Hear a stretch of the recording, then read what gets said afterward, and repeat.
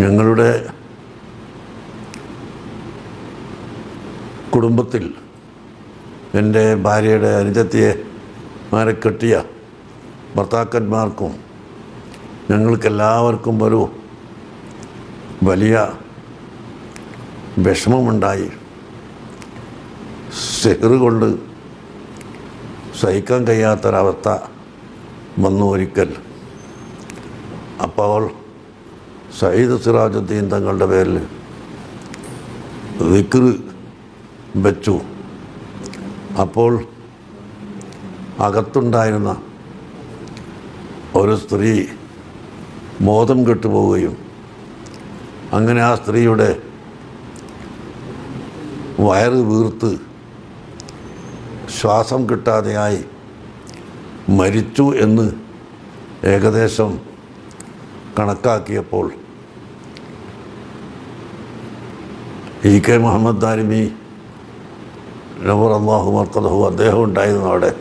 എൻ്റെ ഭാര്യൻ്റെ അനുജത്തിന് കെട്ടിയ ആളാണ് അദ്ദേഹം. അന്നേരക്ക് അദ്ദേഹം ഉണ്ടായിരുന്നു അവിടെ. മൂപ്പര് പറഞ്ഞ് ഇനി അയിലക്കാട് കൊണ്ടുപോകല്ലാതെ നിവൃത്തിയില്ല. അയിലക്കാട്ട് കൊണ്ടുപോകാൻ വേണ്ടി ഒരു കാറെടുത്ത് അതിൽ കയറ്റി താമരശ്ശേരി എത്തുമ്പോൾക്ക് കാറിൻ്റെ 3 ടയറും പൊട്ടിപ്പോയി. അവിടുന്ന് വേറെ കാറെടുത്ത് കോഴിക്കോട്ടെത്തുമ്പോൾ അതിൻ്റെ ടയറും പൊട്ടിപ്പോയി. 3ാമത്തെ ഒരു കാറെടുത്ത് എങ്ങനെയോ അവിടെ എത്തുന്നു.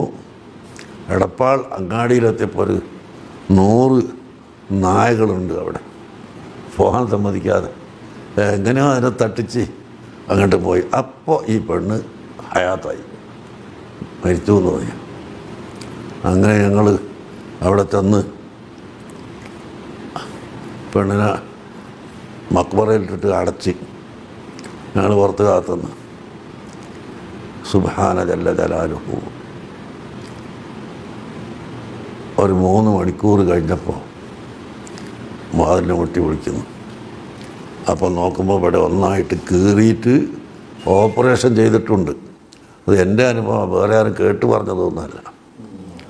ഓപ്പറേഷൻ ചെയ്ത് സുഖമാക്കി. അപ്പം അങ്ങോട്ട് പോയ കാറ് എല്ലാം വിട്ടതാണ്. അവിടെ ഞങ്ങൾ വേറൊരു കാറ് പിടിച്ച് ആ കാറ് കിട്ടുന്നിടത്തൊക്കെ വരെ നടന്ന് സുഖമായിട്ട് പെട്ടു.